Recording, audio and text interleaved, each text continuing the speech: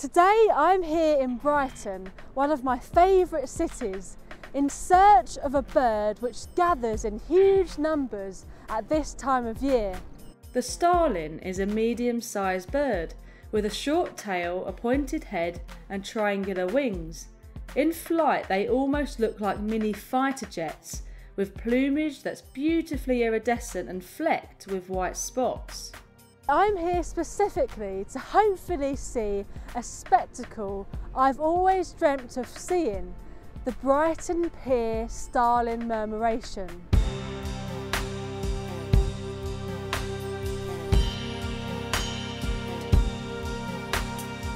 As the sun begins to set, as it is now, groups of birds just start to flock together to create one huge movement of shapes and blurs. All we need to do now is wait and keep our fingers crossed.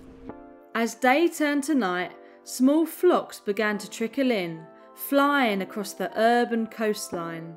The flocks joined one another, slowly building in numbers, whilst twisting and turning against the backdrop of the West Pier.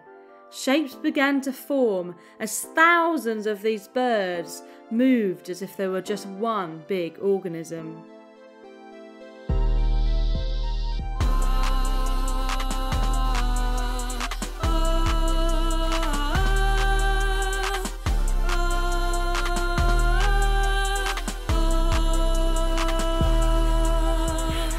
Starlings murmurate like this at dusk before heading to a communal roost site.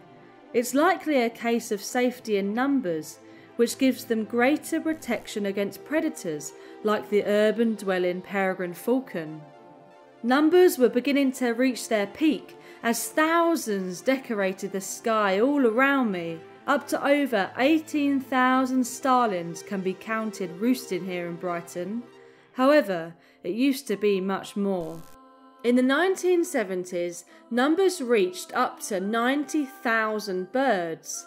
The starling is a red-listed species, meaning it's a bird of conservation concern.